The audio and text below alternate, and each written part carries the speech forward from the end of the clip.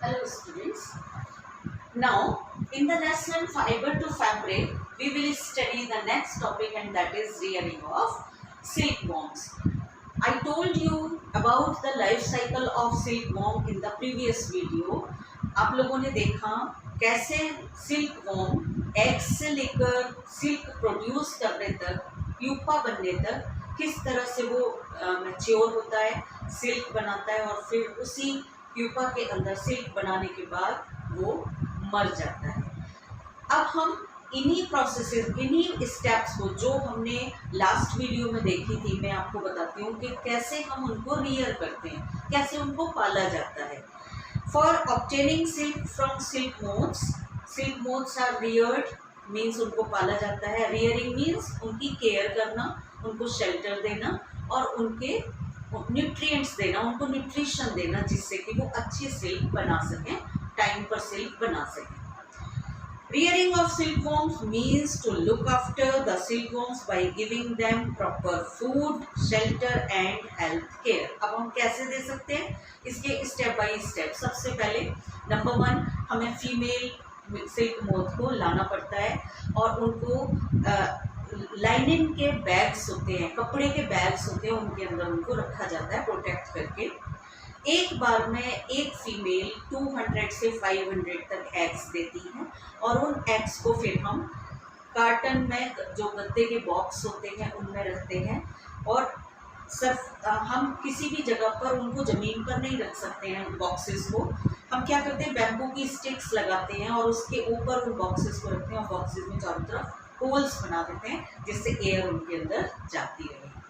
जब एग्स निकल जाते हैं, उन सिल्क मोथ्स एग्स दे देती हैं, तब हम उन एग्स को इंक्यूबेटर में रखते हैं। इंक्यूबेटर एक ऐसा प्लेस है जहाँ पर उन एग्स को हम सूटेबल टेम्परेचर तक गर्म कर लेते हैं।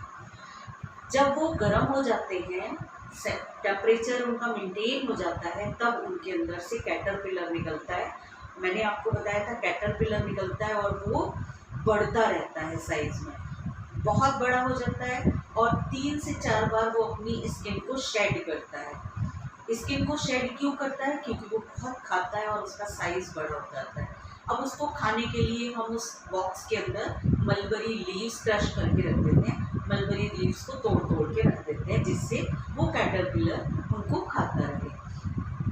जब कैटरपिलर 3 से 4 वीक्स तक, मतलब 25 से 30 डेज तक उसको लगते हैं पूरा साइज गेन करने में, और वो जब तक मलबेरी लीव्स खाता है और अपना साइज गेन करता है, मैच्योर होता है, बड़ा होता है साइज में, तब तक हम उसकी केयर करते हैं और उसके बाद जब वो खाना बंद कर देता है तब फिर वो सिल्क बनाना शुरू करता है। उस समय पर जबकि वो सिल्क बनाना शुरू करता है, हमें उसके बॉक्सेस की देखभाल करनी पड़ती है और उनको ध्यान रखना पड़ता है कि ये जो कोकून बना है, जब वो पूरा साइज मैच्योर होने के बाद हम उसको बोलते हैं कोकून। जब वो कोकून बन गया है, कोकून से जब वो प्यूपा बनाएगा, जब वो सिल्क बनानी शुरू करेगा, अपनी बॉडी के चारों तरफ वो सिल्क बनाएगा, तब हमें ये बहुत ध्यान रखने की ज़रूरत होती है कि वहाँ पर उनको बाहर से कोई एटमॉस्फेयर से डिस्टर्बेंस ना हो।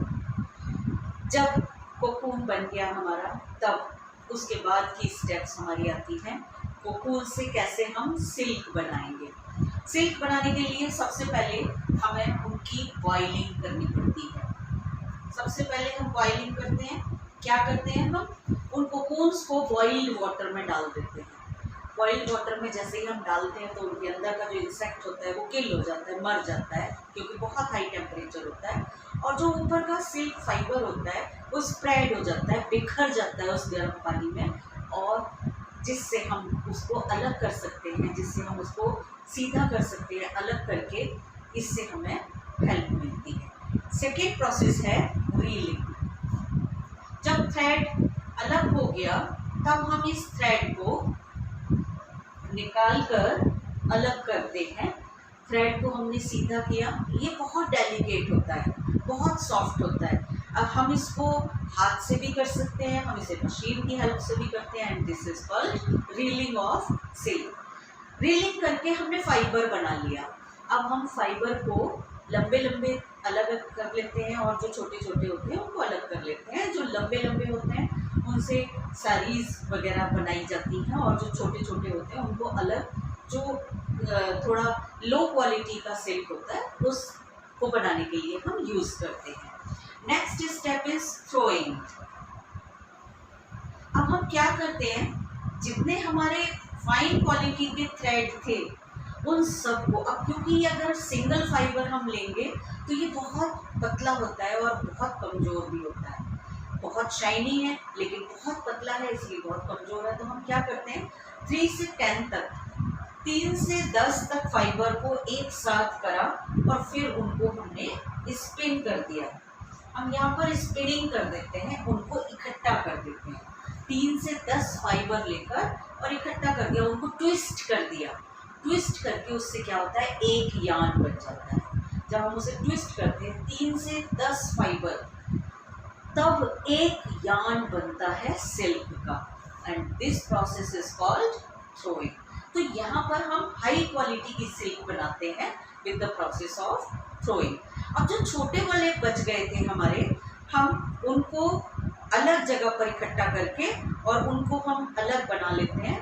This is called spun silk. जो अच्छी क्वालिटी का बनता है that is called raw silk, better quality. और जो हल्की क्वालिटी का बना, जिसमें छोटे थ्रेड्स हमने यूज करे, छोटे फाइबर यूज करे, वो बना स्पन सिल्क। नाउ अब हम क्या करते हैं, अब क्योंकि इनका कलर जो है वो ओरिजिनली सारे कलर्स में अवेलेबल नहीं होता, अब हम इसको डाई करते हैं in different colours so that they can look beautiful. हम इनसे डाई करके अलग अलग कलर की सिल्क बना लेते हैं और फिर उससे हम फाइबर, उससे हम या उस यार्न से हम वीविंग करके या नीटिंग करके ड्रेस मटेरियल बना लेते हैं, फैब्रिक बना लेते हैं और इसको हम फैक्ट्रीज में आगे वीविंग के लिए या नीटिंग के लिए पास कर देते हैं। यहाँ पर आकर हमारी सिल्क तैयार होती है। पहले बॉइलिंग किया हमने कोकून्स को बड़े बड़े टब्स में बॉइलिंग वाटर में डाला। कोकून के अंदर का जो सिल्क वॉर्म था वो किल हो गया और जो थ्रेड था वो सेपरेट हो गया। सेपरेट होने के बाद रीलिंग की जाती है, इस धागे को अलग किया जाता है, सीधा किया जाता है और फिर थ्रोइंग करके हम 3 से 10 धागों को एक साथ इकट्ठा करके एक यार्न बनाते हैं। जो अच्छी सिल्क होती है वो रॉ सिल्क कहलाती है। जो छोटे फाइबर होते हैं या घटिया क्वालिटी के, जिनका टेक्सचर ज़्यादा अच्छा नहीं होता, उसको हम स्पन सिल्क करते हैं और उसके बाद हम उसको कलर करके और आगे इंडस्ट्रीज में भेज देते हैं, जिससे उनसे फैब्रिक या ड्रेसेस बनाई जाती हैं। Now, the last topic of this lesson is the types of silk found in India. How many types of silk is found in India? Actually, there are so many varieties which is found in India, and the most common variety is mulberry silk. सबसे अच्छी quality mulberry silk होती है। Mulberry silk silk moth से बनती है और common silk है ये सबसे ज़्यादा यूज़ करने वाली, जिससे ज़्यादातर साड़ीज़ या ड्रेस मटेरियल जो जिनके अंदर सबसे ज़्यादा शाइन होती है, सबसे ज़्यादा सॉफ्टनेस होती है, ये मलबरी सिल्क होती है। Second is tussar silk. Tussar silk बहुत सॉफ्ट नहीं होती, इसके अंदर थोड़ी हार्डनेस होती है, क्योंकि इसको बनाने वाला सिल्क मोथ जो है वो दूसरी लीव्स खाता है। कौन सी?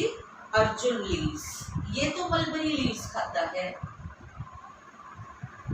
ये मलबरी लीव्स खाते हैं सिल्क मोथ। यहाँ पर अर्जुन लीव्स, अगर अर्जुन की लीव्स खाता है सिल्क मोथ, तो क्या होगा,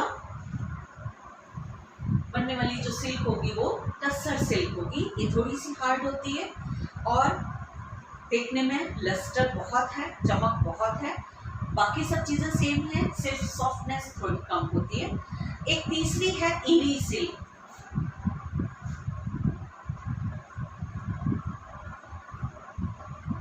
इरी सिल्क अगर हम बात करते हैं तो ये कैस्टर लीव्स, इसके जो कैटरपिलर हैं वो कैस्टर लीव्स खाते हैं।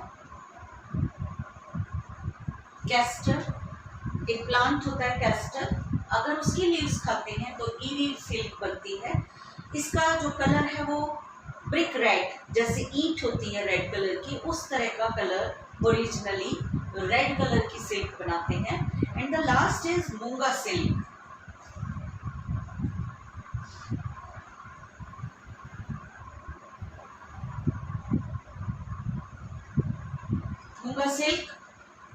मूंगा सिल्क वॉर्म सोम लीव्स खाते हैं। प्लांट होता है सोम लीव्स खाते हैं और इनका जो कलर होता है वो गोल्डन येलो कलर की ये सिल्क बनाते हैं। लस्ट्रस है ये भी, लेकिन इसकी सॉफ्टनेस मलबरी सिल्क जैसी नहीं होती है। थोड़ी सी क्वालिटी बिलो होती है इसकी, लेकिन गोल्डन येलो कलर में लस्टर बहुत ज़्यादा होता है। तो हमने यहाँ पर अपना लेसन कंप्लीट किया है। सिल्क फॉर्म से सिल्क बनाते हैं, वूल गिविंग एनिमल्स वूल देते हैं। सिल्क और वूल दोनों ही एनिमल फाइबर है और ये फाइबर हमें नेचर से मिलते हैं, नेचुरल फाइबर।